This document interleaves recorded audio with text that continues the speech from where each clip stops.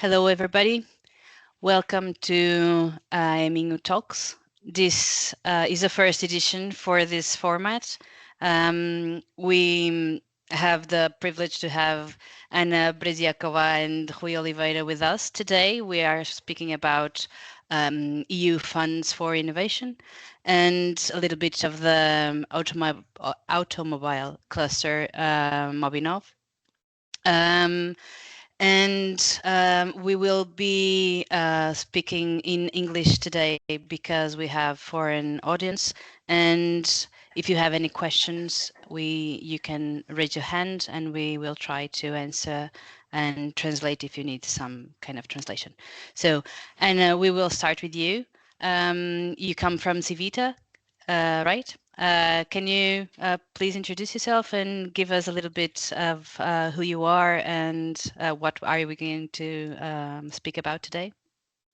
Yes, thank you very much, Margarida, for the very kind welcome and your introduction. So let me share my presentation with you, and that will include also my introduction and a bit about what we are going to be covering today.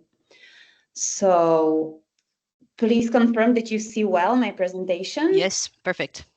Great.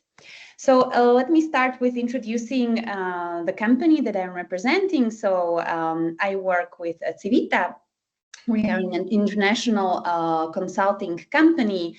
You see on the map that we have quite many countries where we are located. And what we do is several areas, but what is relevant for today's webinar, we will be speaking about funding. What are the funding opportunities that you might use for your business, for your innovative ideas? So that's basically also my core expertise. But what is relevant for the funding area as well, we are working a lot in the innovation area. So we are working with startups, with high growth innovative companies. We are supporting them with business growth and acceleration programs. So that's why we understand very well what are the challenges of innovative and high growth companies that are also relevant in terms of funding. But also we work with public institutions, supporting ministries and other agencies to create funding programs and public policies. So that's the reason why we also have this a bit of a helicopter view on funding, and that I will try to share with you today. And the last area that is relevant also probably for you is private advisory. So we tackle strategy and growth, so strategies for growth and also for market internationalization and sustainability, which will be also a bit relevant today because we are going to be speaking about the funding strategies. So let me introduce also myself. I'm Anna. I'm a partner in Civita. I'm located in Slovakia, Bratislava. But what I work with is mostly international companies located all around Europe. And my mission is to help them attract funding for their ideas. So I also am co-leading with another partner, Kadri Adrat, our International Excellence Center for Funding Attraction.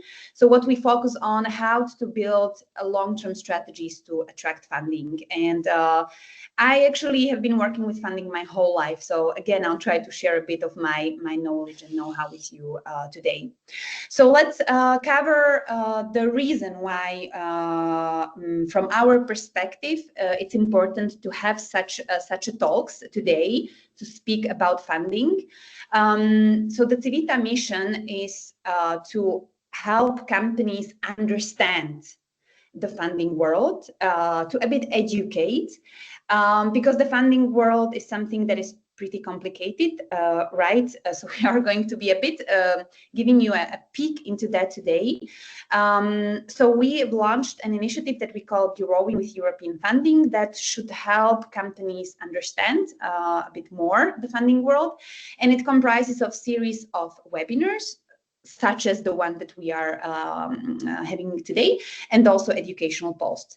And the reason is that we believe that funding is really an important opportunity for all the innovative businesses. So today, as Margarida introduced, we are going to be focusing on innovations, how European funding can support innovations.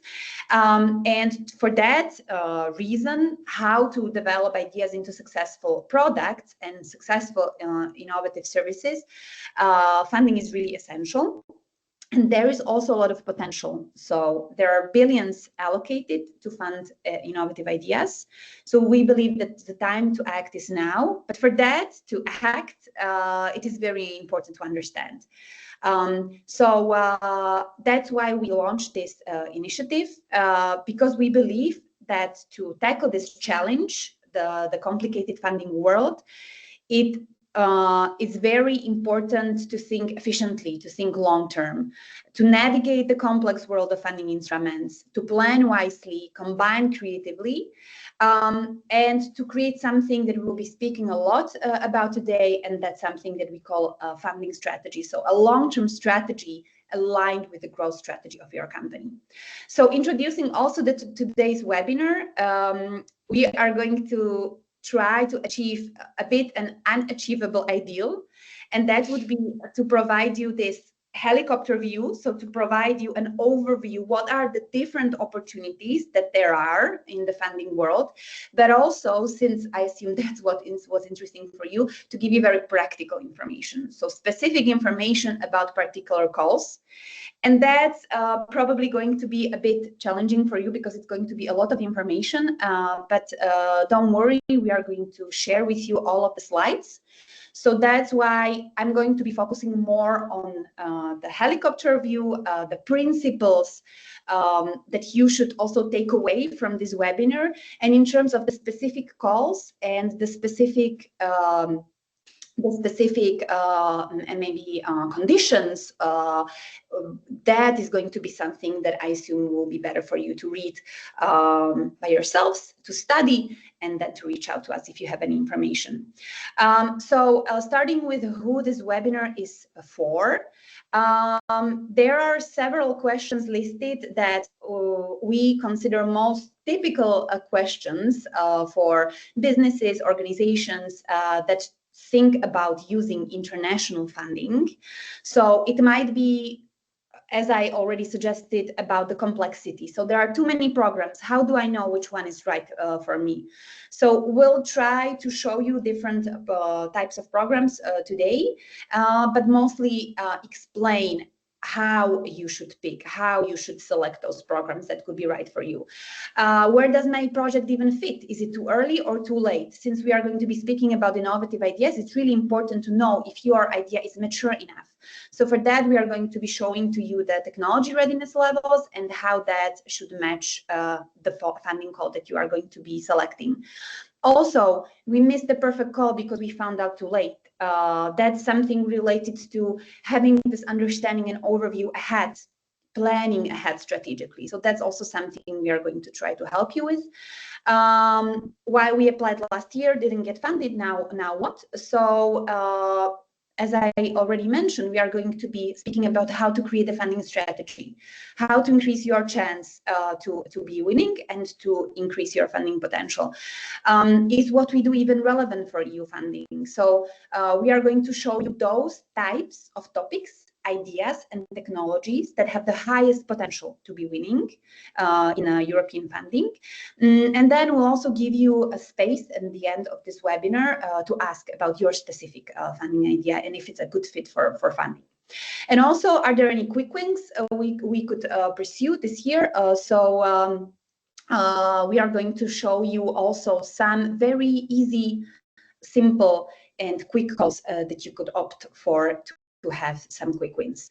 So the webinar is mostly for you if you want to know where to start with international funding and how to proceed. And I hope that we will give you very practical information about how to start and how to proceed. So let's start with the first section, Mastering New Funding Strategic Overview. In this first section, we will tackle the main principles that in our experience are key to successfully attract funding and really to use it for full benefit of your organization. In the second and third section, we will then deep dive into particular funding opportunities, so specific funding calls that you could use. So let's start with listing what are these key principles, and then in the following slides, I'm going to deep dive into these 4 main principles. So to introduce them, we believe that to use EU funding efficiently and achieve transformative growth. So that's why we also call this initiative Growing with EU Funding. So it's all about the growth of your idea, business, or organization. The companies need to understand 4 core principles. The first one is understand your place in the 3D world of EU funding. So that's going to be my next slide. I'm going to explain what is the 3D or 3-dimensional world of European funding. The second principle would be know your technology readiness level. So we're going to speak about maturity of your project and how to fit it to the right funding instrument. The third principle is going to be matching your funding size to your ambition. So we are going to speak about different funding opportunities that differ in size, as in amount of grant you could receive. Anna, yes. Your presentation just went Different. off. Okay. Screen. I'm sorry for that. So let me do it again. And thank you for the information. Okay. Okay, now they are. Good.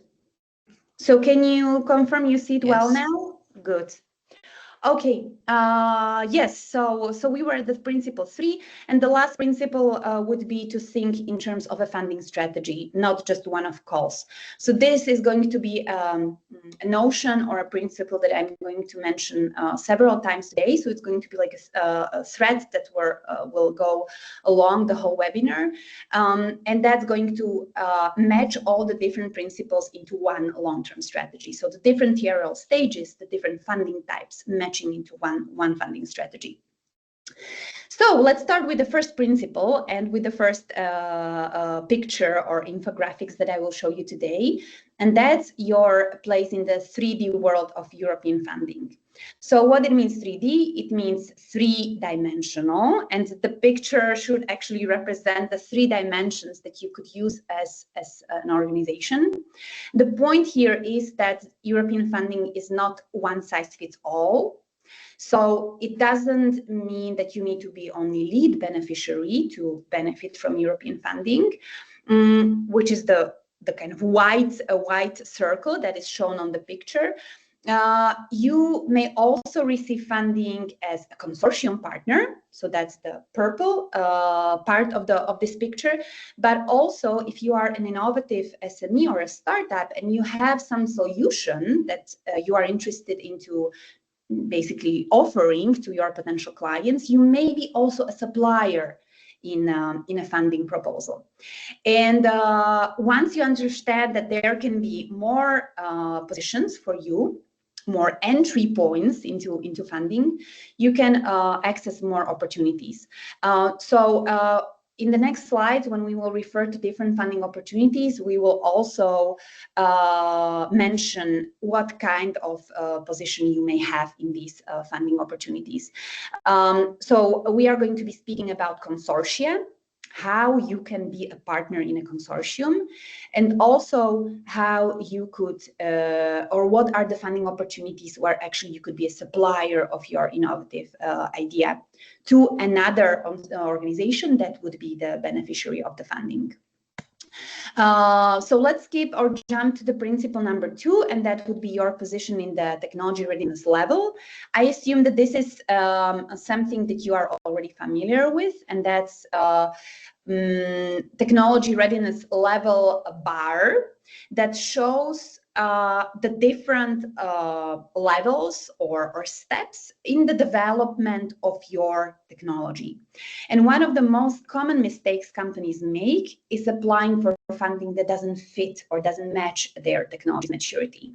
So understanding this technology readiness level and how and where it fits into the EU funding map is really key, because different programs support different stages. And when you align your project with the right TRL window, you can massively improve your chances of success. So here already we are introducing the specific funding instruments that we are going to be tackling today. So coming back to this notion that we want to provide you this helicopter overview over the funding. So we are going to show you today in the second and third part of our webinar, different funding programs that represent different TRLs. So you see that the lower TRLs are related to basic principles, to the concepts, so basically very close to academia. While the highest TRLs, so the highest position on this bar, are very much close to the market, meaning that you have a product that is already tested and you are able to sell it. And judging from participants of this webinar, and you also see it on the bar, mostly the funding programs I will be showing to you are on the right side of this TRL bar. So they provide opportunities to develop and deploy your innovative ideas. But to give you this whole overview, we are going to tackle also those that are low on the TRL bar, so more close to academia. So let's jump to the third principle, and that's your ambition and the funding size. So I think it's pretty clear that aligning the size of your funding request with your innovation stage and ambition is key. So you don't need millions to test a prototype. But if you are ready to scale, you don't need to limit yourself to small funding. You could actually aim for the big funding amounts. So the size of the funding you apply for should reflect both maturity of your project, that's what we shown on in the last slide, and your growth ambitions. So smaller grants can help you test and iterate. Larger ones enable you to deploy, commercialize, and scale. And in many cases, and that's where we will end up in the fourth principle, you can combine these smartly across your funding journey. So again, you see these funding instruments that we will be showing you today, and they are positioned on this bar of funding amounts. So we will be showing you today small grants, then grants of medium size from 500 to 1 million. Here I will just mention these are going to be exactly cases of consortia where you could act as a partner. And then we are going to be showing you also those cases of funding where you can have a project lead position and you can really aim for those big millions of grants for projects that can really help you scale your ideas.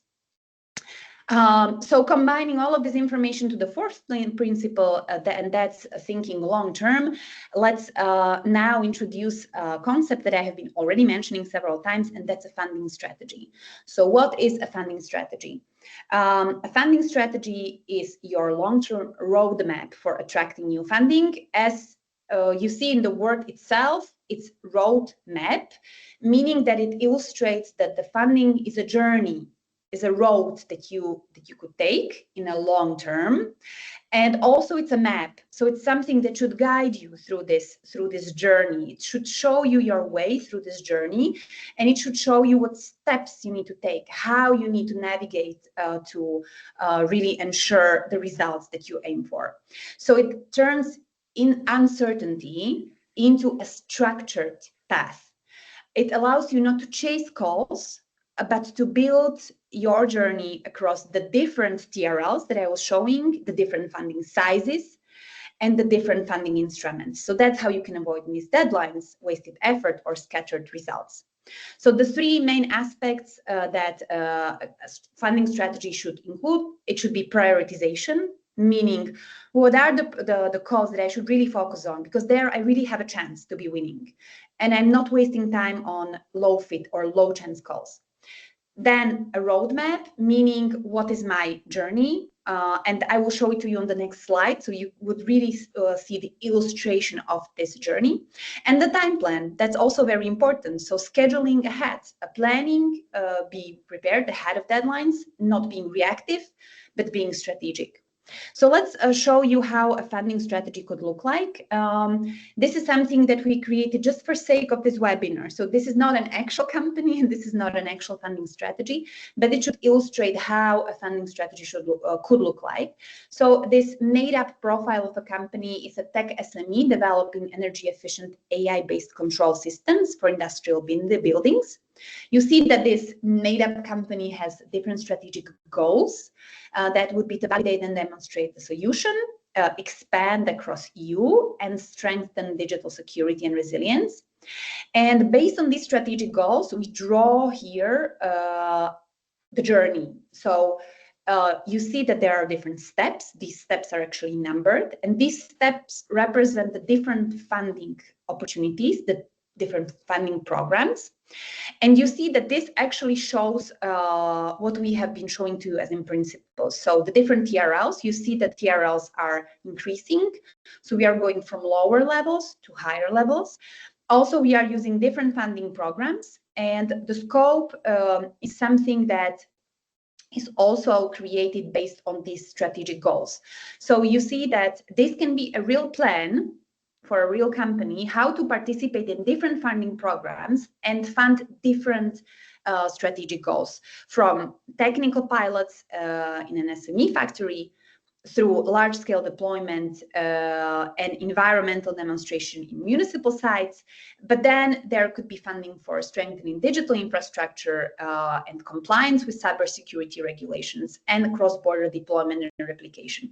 So this funding strategy illustrates that you could really plan to participate in all of these funding programs ahead and create this puzzle of different activities that can support your strategic goals.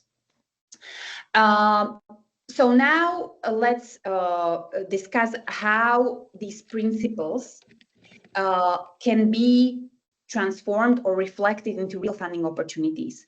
So as I mentioned, European funding landscape is really wide. So it has hundreds of calls, programs, and instruments.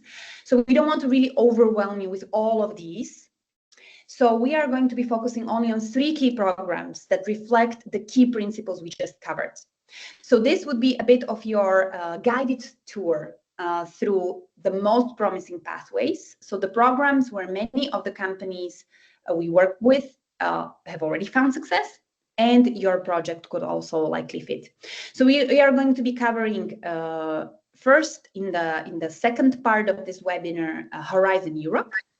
So the funding for research, prototyping, and collaborative innovation. And then in the third part of the webinar, we're going to cover 2 programs, Live and Digital Europe, that provide opportunities for market deployment, scale up, and digital transformation. Why we have selected these 3? Because they are timely. So they are either open calls or the calls are going to be there very soon in 2025. They cover broad range of innovation types. So we really want to show you the different types of funding across the TRL bar, but also the funding size. And then they are very practical. So we assume they could be relevant for industrial, tech, and innovation-driven companies like you. So to illustrate this in a matrix, so here you have the list of the different programs we are going to be covering today. You see that we are going to really cover different TRLs. So we're going to start with the low TRLs, so the early R&D, and then cover the TRLs 5 to 7, prototyping and piloting, and then deployment and scale up. And also in terms of funding sizes, you see that it's going to be a very diverse information. So let's start with the Horizon Europe. So let's kick off our first funding opportunity that we will deep dive in. Let's start by saying that Horizon Europe is a massive program. You see that the funding is close to 100 billion of euro. And it's also a very complicated program. So you don't need to understand the whole of it. We are not going to be showing you the structure of it because we don't believe that's important for purpose of this webinar. What matters is to know where your innovation fits and which part of the program can help you fit your innovation. So that's what we are going to be showing you today. So what we will explore today is key calls that align with different technology readiness stages. So as I already said, we're going to start with the early stage innovations, so the lowest TRL, and then we'll continue through collaborative research projects, piloting and deployment, and cascade funding. The cascade funding we are going to be showing you today because it represents the funding with low amounts, but very fast, very quick, and very efficient, ideal for SMEs. I would also mention that very probably the early stage innovations are not something that is very relevant for you now. Because it's very linked to academia cooperation, but we still want to show it to you so you have this overview, and in case at some moment it will become relevant, you will know what it represents. So let's start with the first program. It's called EIC Pathfinder, and it represents the really lowest TRLs, 1 to 4. So you don't have you have the most important conditions here for funding. I would maybe just explain that you can think of Pathfinder as Europe's version of high risk, high reward science funding. So it's designed for radical science-driven ideas that could disrupt entire sectors. But it isn't just for academia. So SMEs and startups can also co-lead consortia, especially if they bring deep tech expertise or market vision. But it's all about boldness and interdisciplinary thinking. So the ambitions for a radically new technology and the high-risk, high-gain breakthrough research is key here.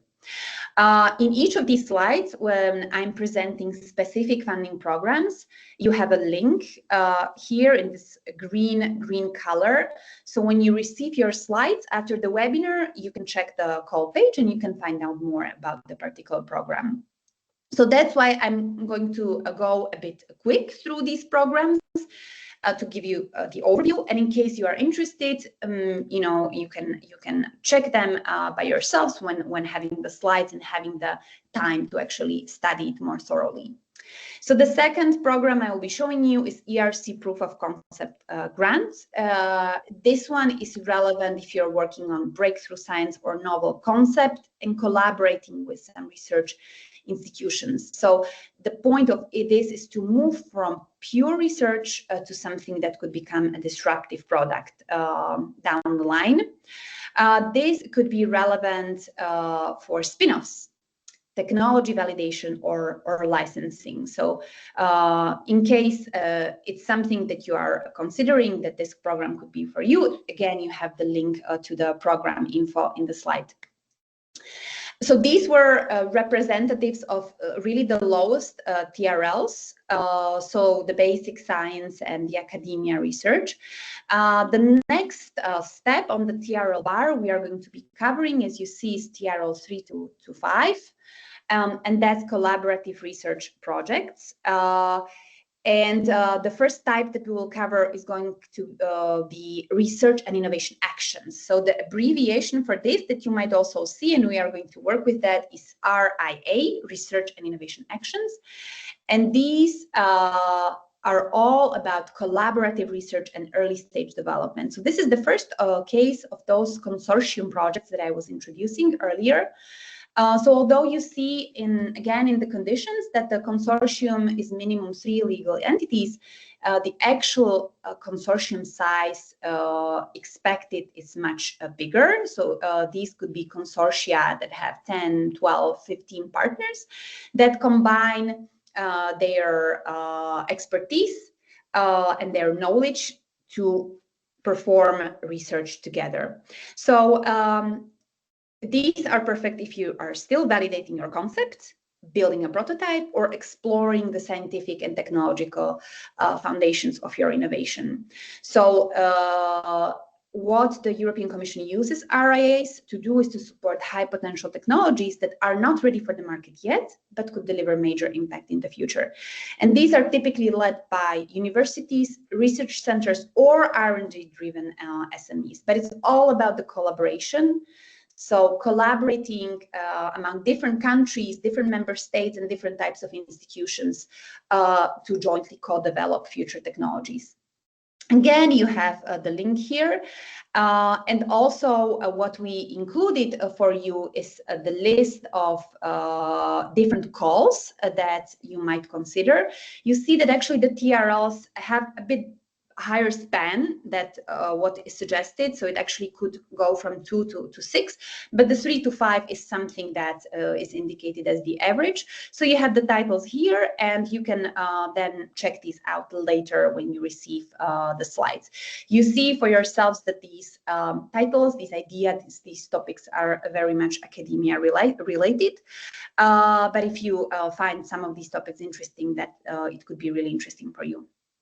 So let's continue with a call that is still representing these consortium calls, but it is positioned more higher on the TRL bar, meaning that we are going to be referring to the TRLs 6 to 8.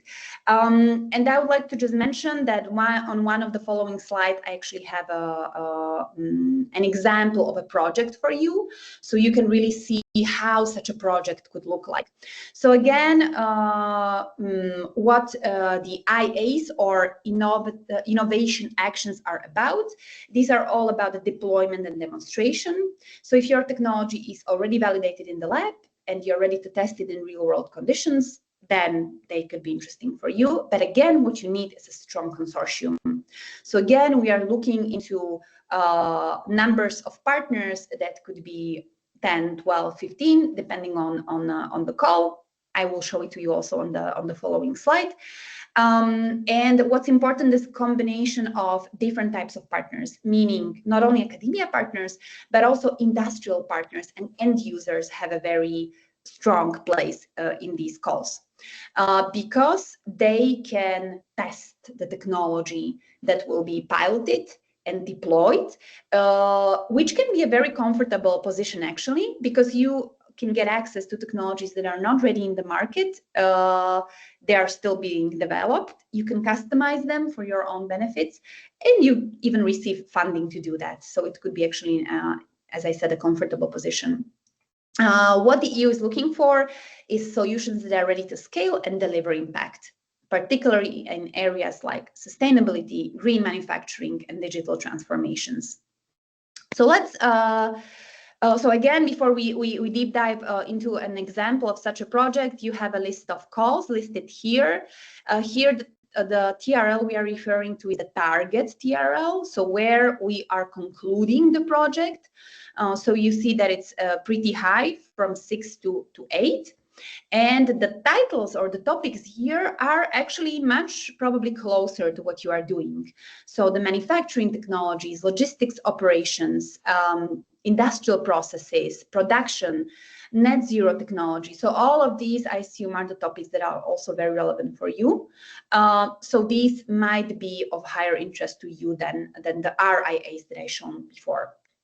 But let's now consider on this example, because I think that this can be something interesting for you, because it shows you how a real project could look like. Again, it's made up, so it doesn't exist, but we were trying to create an example of something that could be close to what you are doing. So example of the project would be AI-powered digital twin for sustainable industrial processes.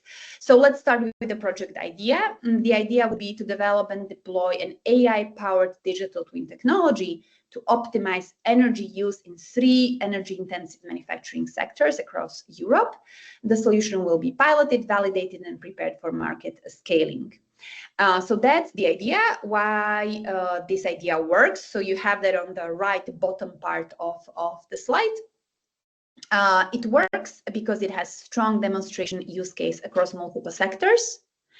It has balanced consortium that I will now show you, green and digital impact, plus policy and exploitation, that is part of the project idea.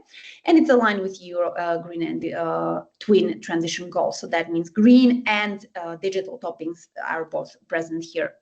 So when I was mentioning these massive or big consortia, here you have an example. you have types of organizations that might be part of such a consortium. So wherever you have a type of company, it might be actually more organizations of this type. So there could be an SME coordinator, because as I mentioned, SMEs have potentially this place of coordinating these consortia.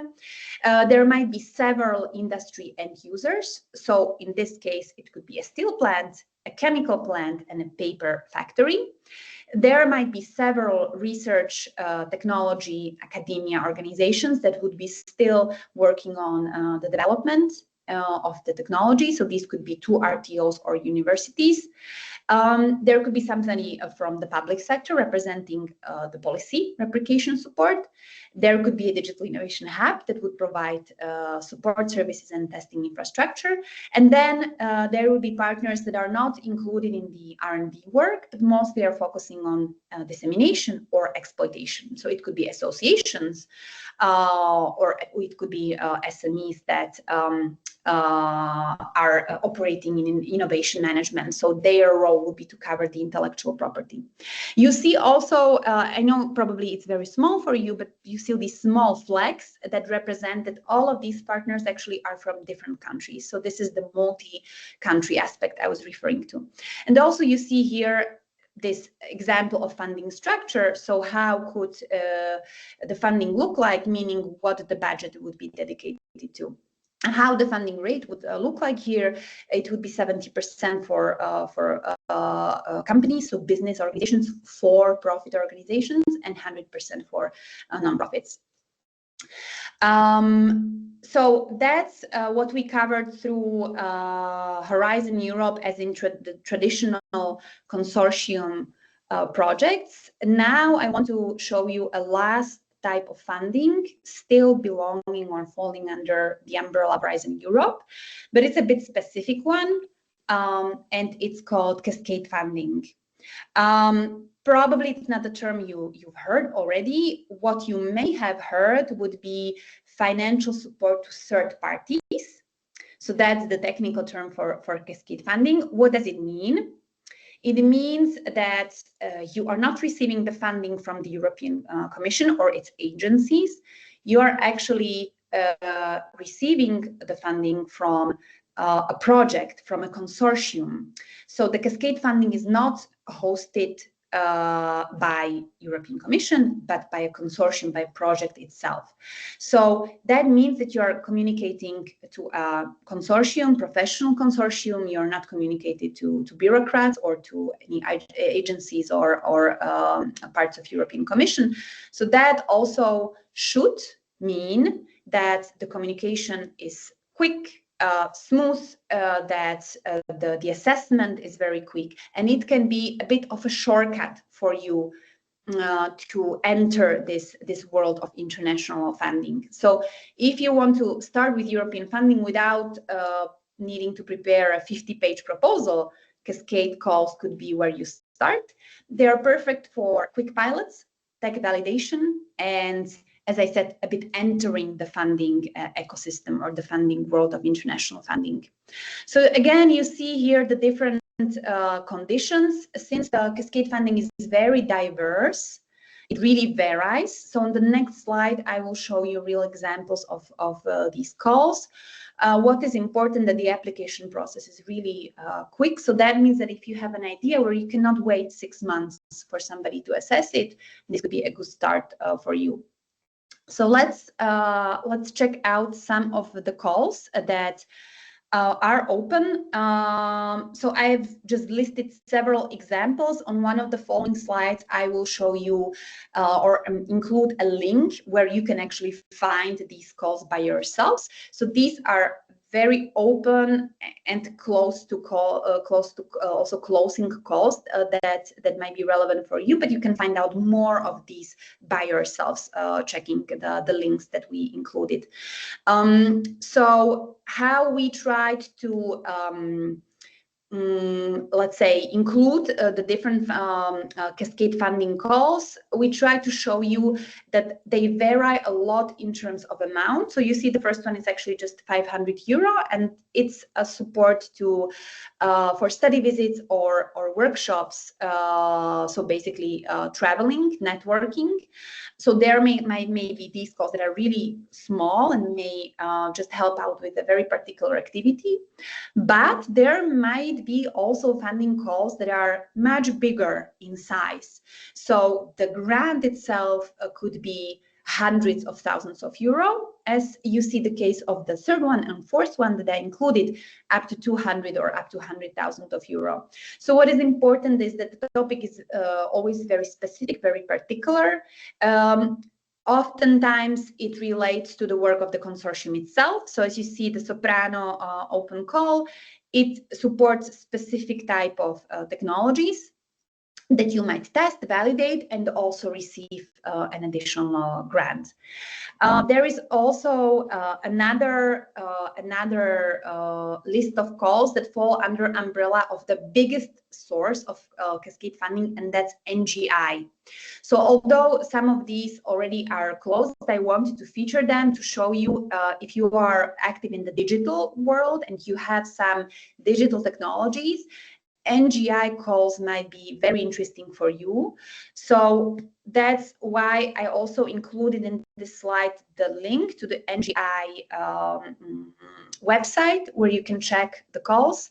They open very regularly and they offer support for different technologies related to the next generation internet. The second link that you have is for the funding and tenders portal, where you can access the specific type of cascade funding and you can see what calls are open now. So to wrap up Horizon Europe, what could be the takeaways? So I think the main one should be, don't assume that Horizon Europe is just for research labs or universities. That might be something that you have heard. It's actually not the case. So if your company is solving challenges with new technologies that fall under the topics that are important for the European Union, and you are willing to collaborate, the collaboration is really important. This program could really fund your idea. So Horizon for Europe is for you if you're working on truly innovative solutions, if your solution has relevance beyond your national market, and if you are really willing to collaborate. So you find your position in the project as either developer, adopter, or demonstrator, or covering the additional topics that I was showing to you in the example project. Where private businesses are especially competitive, so if you are one of these, Horizon Europe could be for you. SMEs with deep tech and R&D capabilities, but also manufacturers or adopters. That's the case I referred to when I was mentioning that you could test, you could pilot the technology in your real operational environment. But also startups bringing disruptive solutions and companies connected to research institutions or innovation ecosystems. So that was Horizon Europe. And now in the third part of our webinar, we will cover two very interesting funding instruments that actually have also openings within April, and that's Life and Digital Europe. We are mentioning them together because they're very close or similar. Both of these programs provide opportunities for deployment of innovative ideas. And they also cover the two main topics that you have already probably noticed in my presentations, and that's green and digital.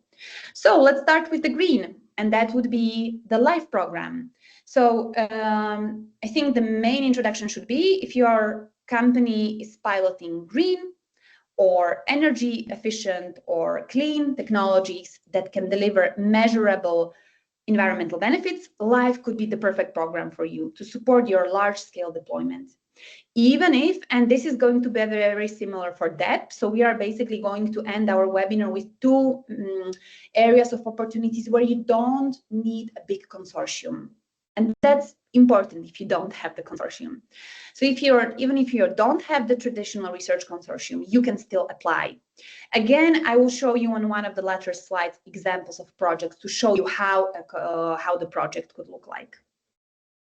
So you see here the topics: clean energy, energy efficiency, circular economy, climate change mitigation adaptation, industrial decarbonization, and sustainable mobility and buildings.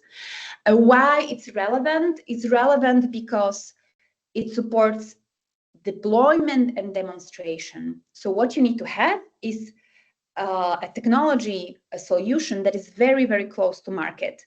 So it means that it is not deployed yet in the market. It's still innovative, but it doesn't need major development.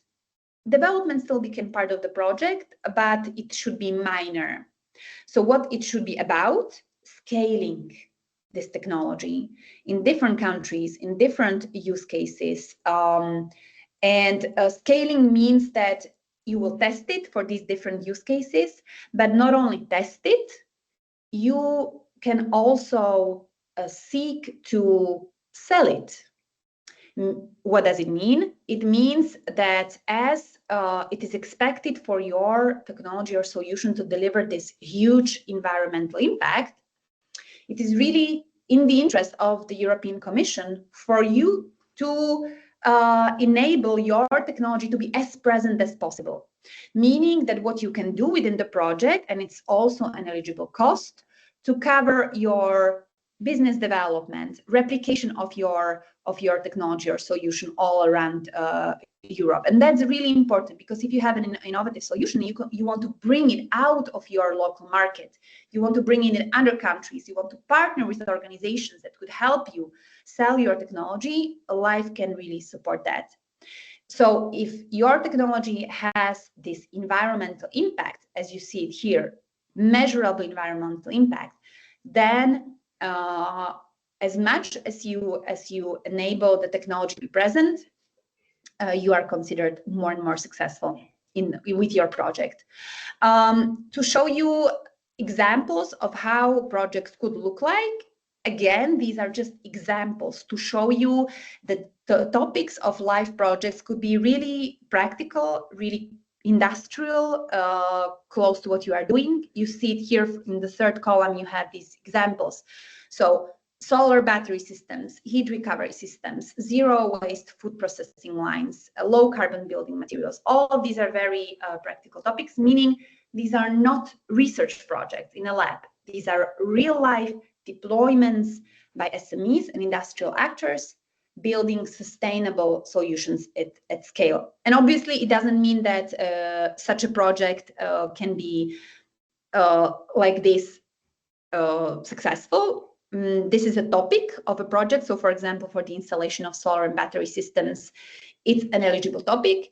All you need to show is how innovative your solar battery system, your hybrid heating system is.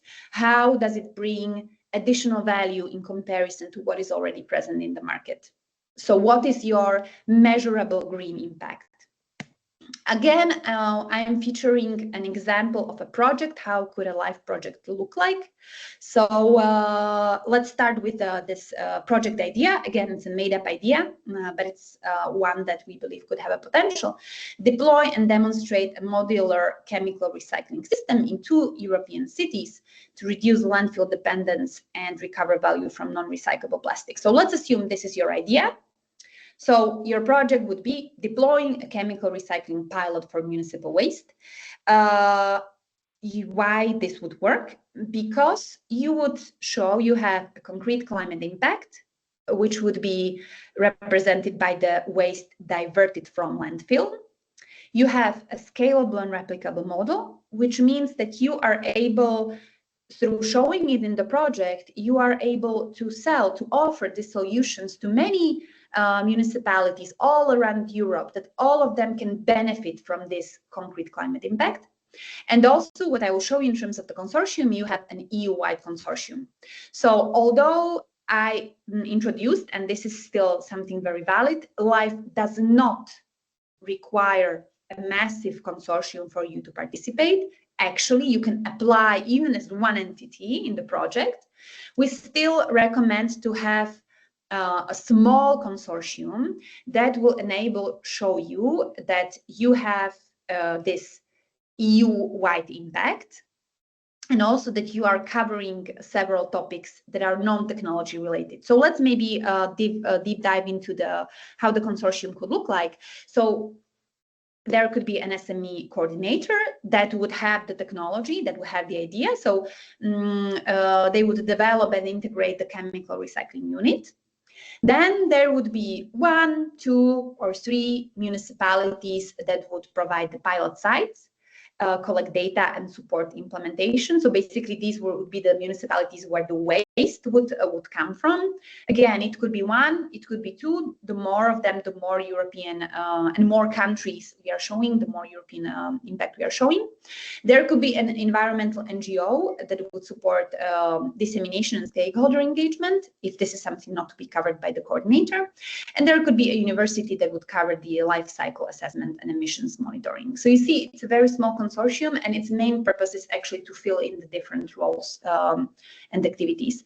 How a funding structure could look like, you see it there. So it could be already a type of project that is in millions of euro, and the funding rate in this case would be 60%. Beside this example, we have listed for you other types or other cases of real-life funded project inspirations. One of them is actually from Portugal, so you can check these, and you can see that these have been successful projects that have been awarded funding. A last slide related to this would be a case study of a specific company, institution, and their funding journey that included the LIFE program. So it's the company that we are referring to is called Esprit. It's a Slovak small innovative SME. They have an expertise that is related to hydrology and geospatial analysis. And what was the challenge, or how it began with, what was the idea? The idea was to pilot a real-time flood early warning system that would, the real-time thing would be determined or solved by IoT sensors. So the IoT sensors would provide data, and they would enable real-time information plus hydrological modeling. So combining the real data with the forecasting. So what we did, we developed a funding strategy, and we identified LIFE as one of the programs that could be very important for testing and scaling this system. And where we decided to test it was Slovakia and another European country, Poland. So this provided the international aspect of this testing and piloting. So 2 areas where the piloting has been undertaken. And also what we needed to build a consortium. So as we needed somebody that would provide the innovativeness, meaning the IoT sensors that would be innovative, we identified a startup that has this technology and that can provide it customized, developed only for sake of this project. So the result of this was European funding secured, but I think more importantly, having a successful pilot launched that enabled a following business development, meaning trying to find other use cases than Slovakia and Poland, where the solution can be adopted commercially. And that is something that is progressing now, and there are already some business negotiations with institutions that would like to adopt the system. So what are the takeaways? That it's important to start ahead, align the idea with the different opportunities, in this case LIFE. And then what was important in the project was the storytelling. So bringing the story about the project and explaining what would be the real impact of the project. So that's it for LIFE. I'm watching also the time to be conscious and give you also some time to ask your questions. So I think we can wrap up LIFE, and the last funding program that we are going to be showing to you will be Digital Europe. Many things that I have mentioned in relation to LIFE will be valid also for Digital Europe. Again, it will be about scaling mature technologies. So Digital Europe is perfect for institutions, companies that already have a digital solution and now need to scale it, test it with clients, or integrate it in real operational environments. So again, you see all of these different conditions that are listed here. I think what is important is mainly the topics. So the topics are AI, cybersecurity, advanced computing and data infrastructure, digital skills and talent development, and industry digital transformation. And who can apply? It could be SMEs, again, it could be cybersecurity vendors, it could be hubs, public authorities, research institutions, it could be also national security operations centers and other types of institutions that are active in cybersecurity. So actually, Digital Europe has a specific work program for cybersecurity, so that's a very important topic there.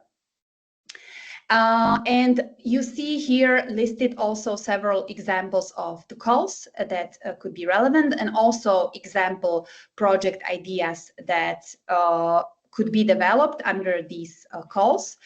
The calls for Digital Europe have 2 openings and 2 deadlines for this year. So the first opening is actually already in April, but there will be another opening in the 3rd quarter of this year. So we are listing different types of calls that might be relevant for you for all of these, for both of these cutoffs. But let's maybe now focus on, again, an example of how a DEP project would look like. So again, as in case of LIFE, you see a project idea developed into a consortium and into a project. So the project idea will be develop and deploy an AI-powered cybersecurity platform that supports early threat detection and real-time incident response in critical infrastructure sectors. The platform will be piloted in 3 countries with national SOCs and the security providers involved. So why this is a good idea, why this works?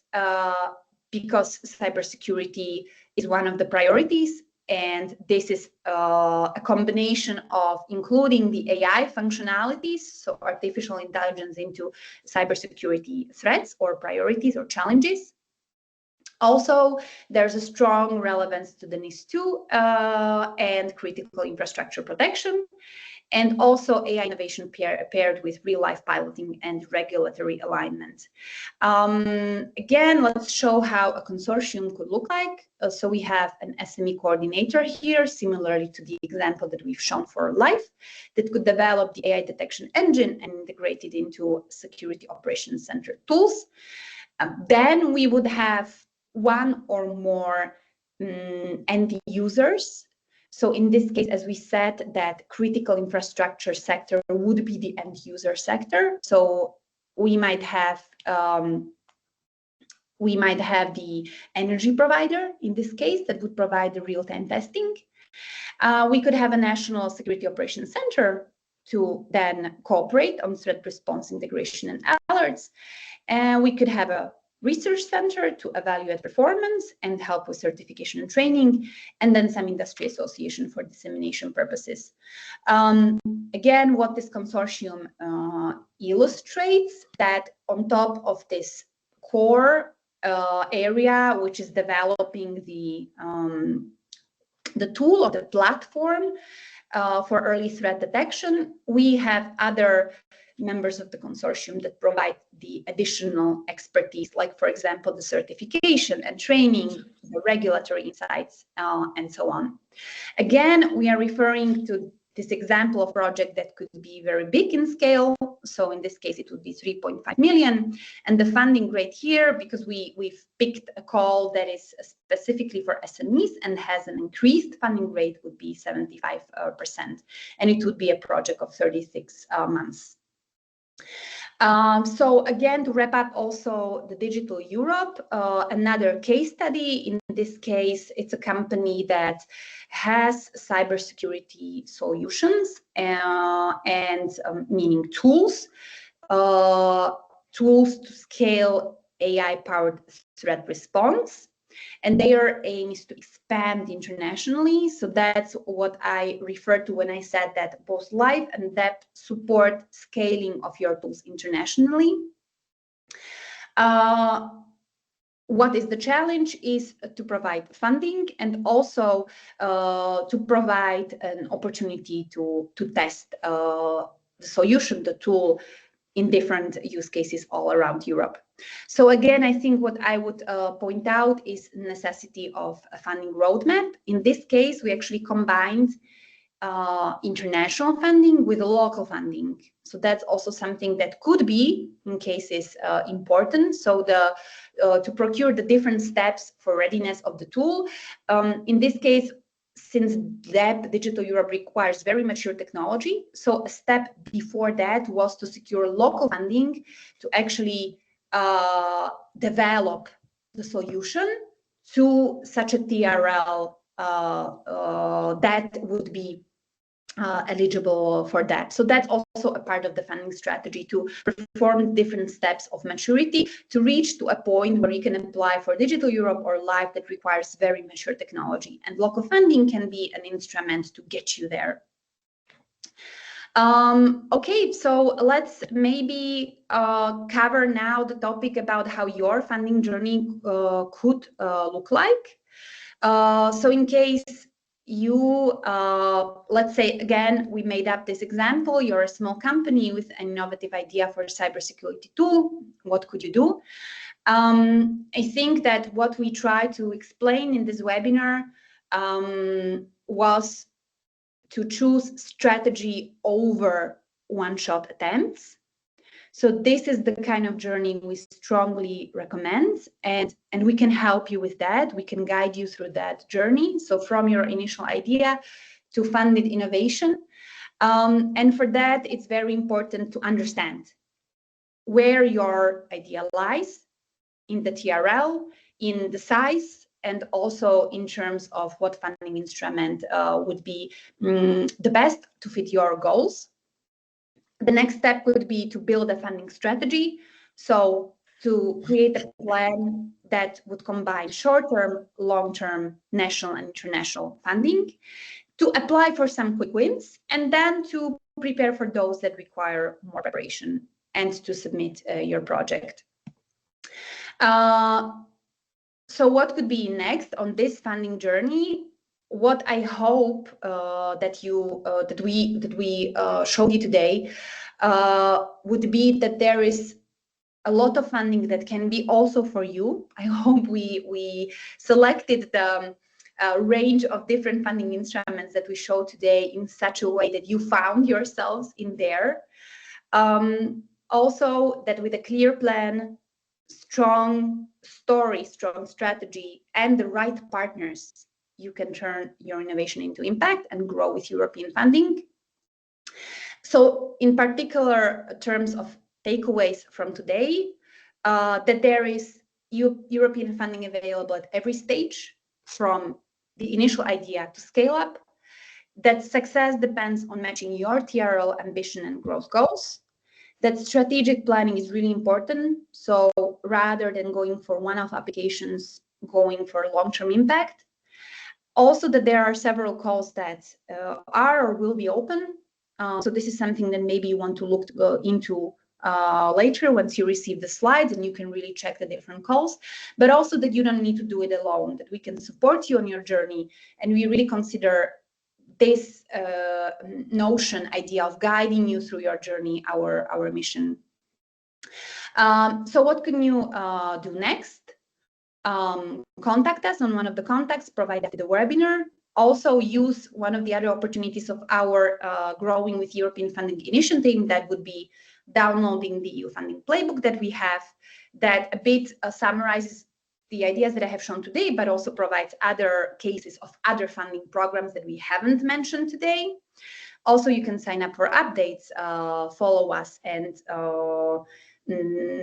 a bit stay in the loop. So whenever new calls are being open, we are trying to inform about these, so you really don't miss it.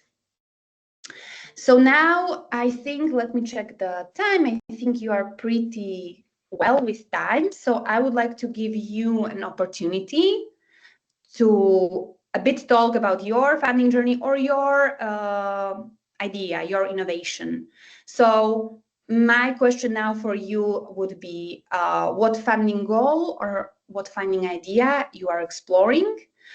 So that would be the main question, but also if you have any other questions related to the slides that we were showing, then I will be happy to take these questions. Thank you, Anna. We have two questions on the Q&A bar. Mm-hmm. If you open it, from João Neto and Tiago Carreira. Let me check that. Okay, so let's first take the question of Tiago. So could you tell us the typical timeline for some example TRLs since the project submission until the funding is received? Okay, that's a very practical question. Thank you very much for that. So let's take two examples, okay? And these two examples would represent the different opportunities in terms of time frame. So let's start from the quicker to be more positive. And that would be the cascade funding that I informed you about. So if you remember, those were the smaller calls, 50, 100,000, or even the 500 euros. So the cascade funding calls should be very quick in terms of assessment. So from submitting your project, it should take 1 month, 6 weeks to be informed about the results. It really varies consortium to consortium, but each consortium should have this aim to assess very quickly the project. So before, so I think that the 2 months from the submission should be the latest you should receive your information. There were some cases that it took more time, but I think you could work with that timeline. Now, that was the first example. When we refer to example of those bigger opportunities, so it could be the consortium projects, but it could be even Life and Digital Europe. You could be looking into average of 6 months in terms of assessment, 6 to 8 months. Some calls are assessed much quicker.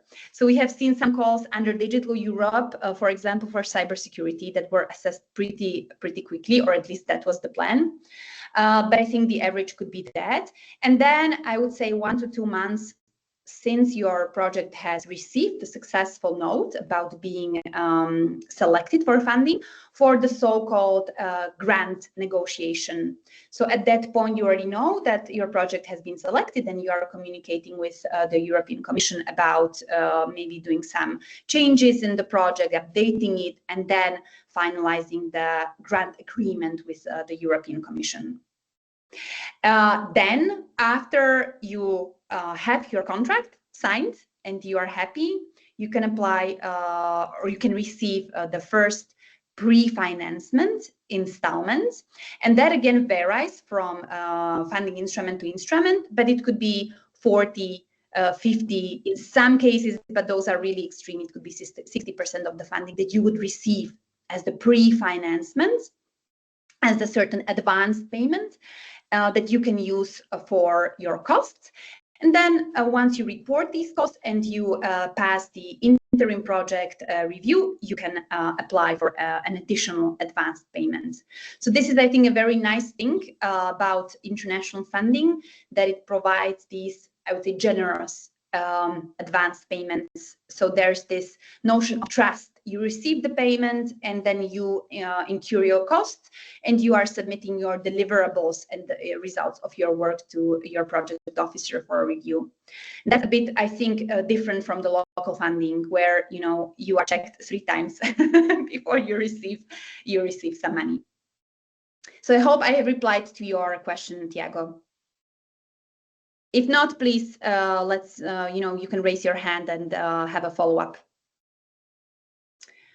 Okay, then we have another one. Okay, half of the Portuguese startups don't have such a plan. Okay, is there any plan or template for these strategies? So, João, I think I agree with you. I don't know so well Portuguese startups, but those countries I know, I think this is also the case. Especially if you are a startup, and you are combining private funding, meaning that you are raising capital from side of a fund, so you are basically going for equity investments, and you want to also combine it with public funding, meaning that you want to apply for a grant.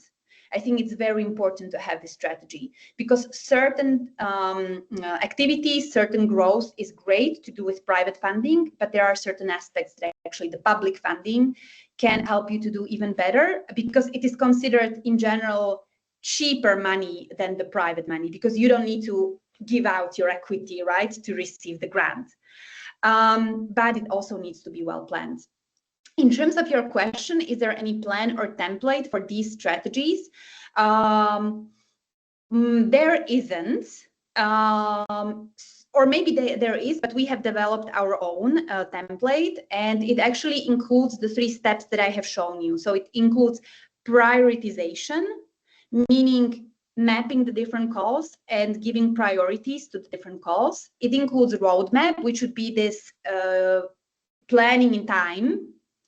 How do I apply for the first, second, third, fourth, and so on projects, and also planning the scope of these projects. So that's the basic strategy of the funding strategy we use.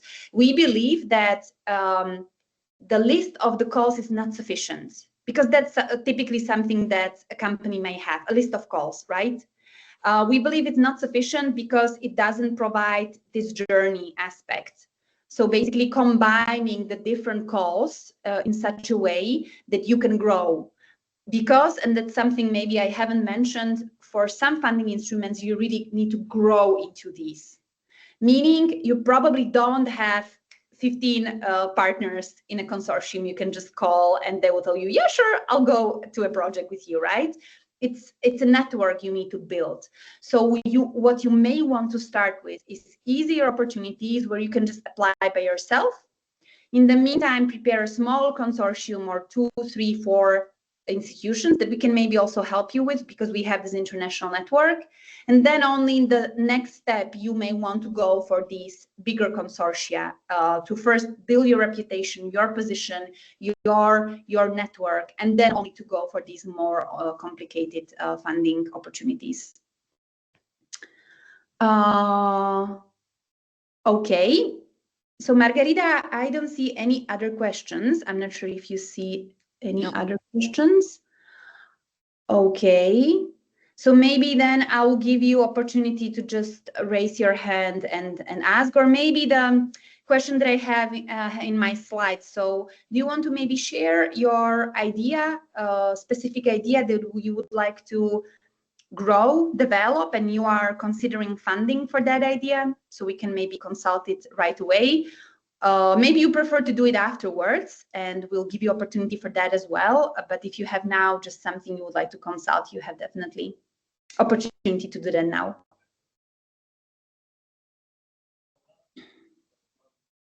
We have a shy audience. Yes, it's always difficult to be the first one to ask, right? Okay, in case you would prefer to do it in privacy, we will share, together with the slides, we will share a questionnaire where you might want to decide to share your idea, your specific idea with us.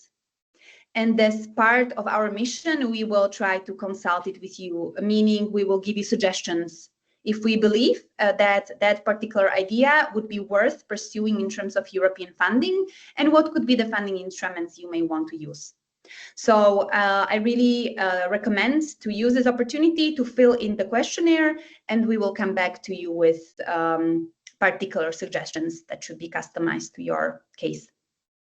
Okay, so after this session, and as soon as the video of the session is ready, we will be sending to all of the audience the video and your presentation, so people can go back and consult and check whatever information is, well, they missed, and if they want to review some topics.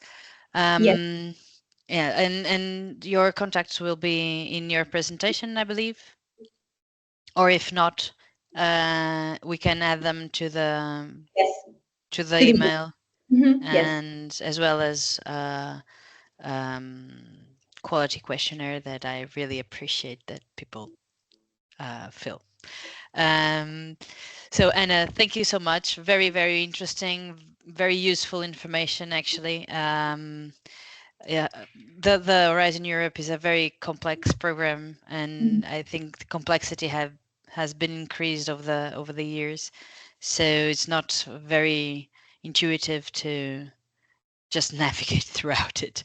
And so I'll just give Rui the opportunity to present his information about the automobile cluster, and well, we'll speak again in the end.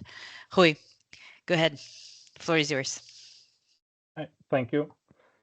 Interesting presentation from Anna, as usual. Please confirm me. Are you seeing my screen? Yes, yes, it's perfect. So, first of all, good morning or good afternoon to all. My name is Rui Oliveira. I'm a project manager at Mobinov, the Portuguese cluster's competitive cluster association for the automotive and mobility sector. And I'm here to present you a far less interesting presentation than Anna just gave you. I'm here to present you the Digital Innovation Hub for Global Automotive and Mobility here in Portugal, okay? I will be very, very quick in my presentation. I won't take you too much time.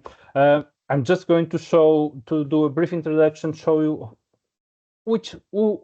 who are the entities that are composing the Digital Innovation Hub for Global Automotive, what are the services that we provide to companies, and later on I'll be open to some questions.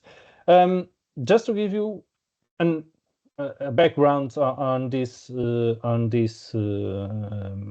Digital Innovation Hubs. The Digital Innovation Hubs are a initiative that comes from the Europe Digital Decade 2030, okay, program. With this program that the UE develops, the idea is to bring the UE much closer to those countries or areas in the globe that are known for being widely open and user-friendly regarding digital instruments, digital networks, and tools. And here you can see an overall of how the Europe Digital Decade is composed. We have 4 areas of intervention: digital infrastructure, digital transformation of business, digital skills, the digital public services. And the European Union sets some goals to be achieved. You can see here in these bars, more or less, the accomplishment of those goals until the July 2024. And why the development of this program? Why these goals? Well, if you see in these slides, when we compare the entire European Union with the leading countries in terms of implementing digital technology and using, for example, internet, you see that the European Union is not necessarily one of the most leading countries. So the main idea for this was to bring the European Union to the front end, to the top 3. In these 3 areas, you can see that okay, we are not that far behind, but we are not in front. But for example, let me just show you this information.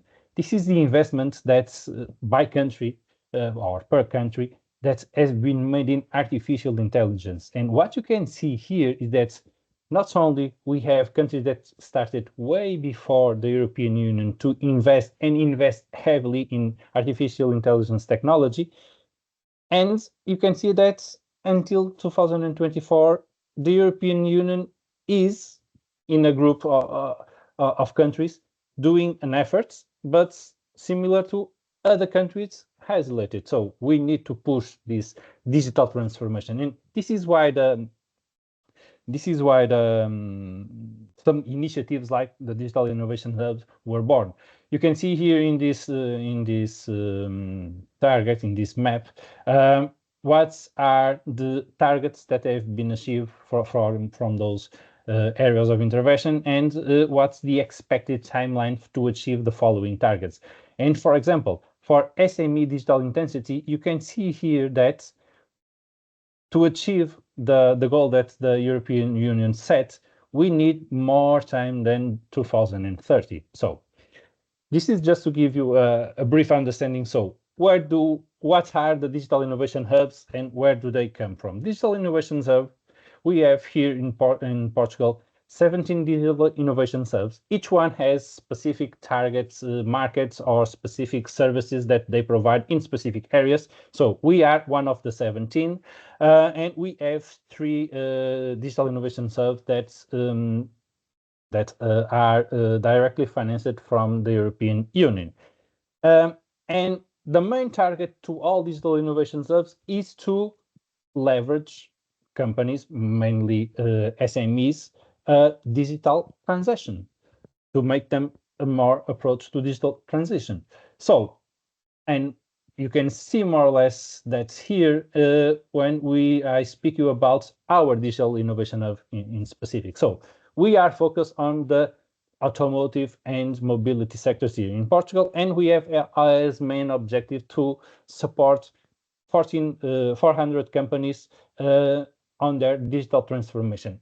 It could be on their products, on their process, or even on their value chain, okay? And we want to act as that, as a supporting partner for those companies, for them to implement their digital transition. Why? The benefits of digital transformation are known to all. Enhanced productivity, optimization of supply chain, resource efficiency, improved quality management, etc., etc., etc. And this is done throughout a series of services that we have. Our digital innovation hub is composed by these 6 companies. Okay, we Movinov are the leader. We have 3 partners that are linked, let's say, to innovation, shop floor and product innovation. We have a partner linked to helping funding and investment, which is linked to Civita, which is matching ventures. And we have an entrepreneurship and innovation ecosystem partner, which is the Incubadora Mar Indústria da Figueira da Foz. Each partner is more or less assigned to what we call pillars of services. So we have the test before invest, which is our pillar for product and process transformation. We have then support to funding funding and investment, which is matching ventures. Act as a facilitator in adoption of new solutions, which is Movinov. We are, let's say, the entity that it's in charge of connecting all companies to have their support. And we have from innovation ecosystem and networking, we have the Incubadora do Mar Indústria da Figueira da Foz. So just to give you a brief overview of the services that we have. I'm not going to detail them, but Progro is one of the companies that it's working on the process, mainly the process and the value chain transformation, digital transformation. And as you can see here, they provide a set of services like design and test shop floor digitalization processes, implement quality tools on shop floor in order to guarantee the desired quality of the products, use virtual assistants to support industrial production. So most of the all services that the Progro provides are linked to digitalizing your production process. So you have a machine, you need to extract data and then put it on a dashboard and work it and see KPIs, etc. So this is the kind of services that Progro provides. ASI, it's our more technological partner for shop floor.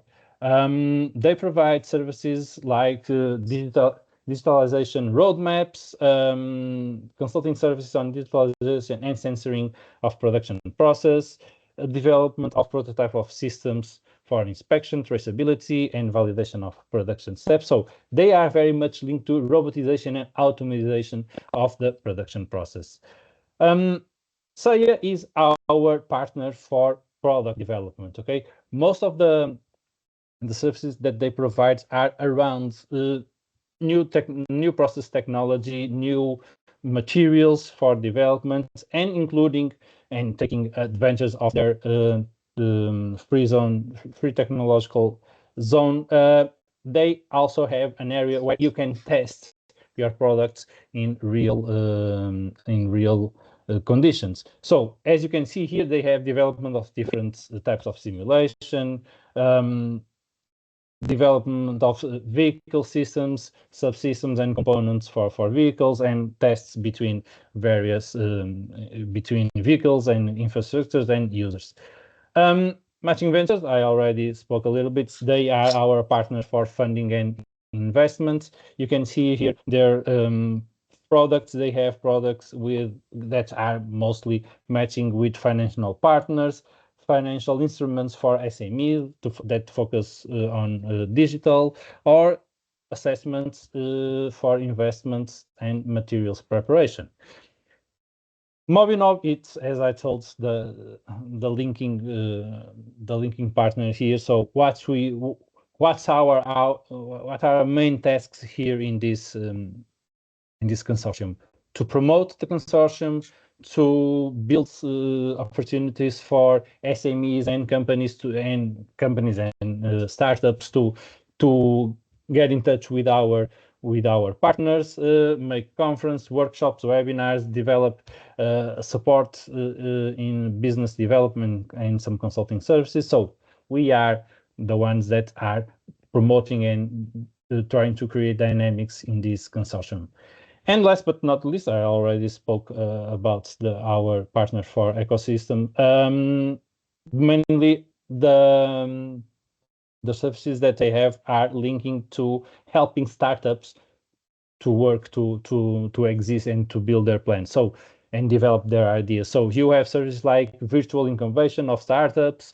We have development of innovation programs, final demo days presentation, promotion of stimulus sessions between entrepreneurs, startups, and agents of technology. So this covers all the services that we have.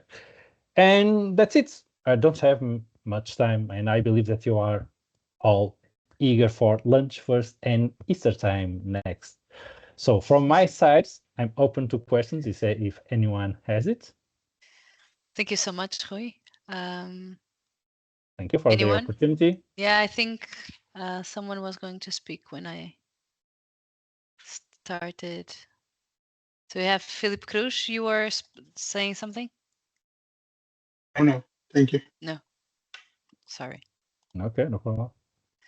If you want to assess the information that we have, or see our websites, or get in contact with us later on, you have here in this last slide our phone number and our emails where you contact us. You can also follow us on LinkedIn because we've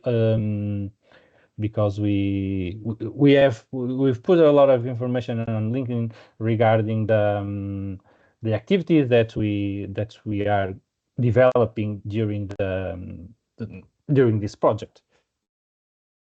It was a very interesting project. I had no idea, actually. One of our associates is one of the partners, actually. Right. Yes. And obviously, I forgot to mention, but okay. I always forget this. Yeah, this is a project funding from the PRR funding here in Portugal. So yeah. So national funds. National funds. Yep. Thank you. I don't know if no one has questions. When sharing the presentation, you can take the contacts or visit us in our webpage or LinkedIn and interact with us. Okay, so thank you so much, Rui, and I think already left. Oh, well, I think we have some question here. Let's see. No. Nope. Okay, that's it. Thank you so much. Until next time, have a very happy Easter and good holidays. And well, farewell. Farewell. See you. Thank you for the opportunity once again. Farewell to all. Happy Easter. Bye-bye. Bye.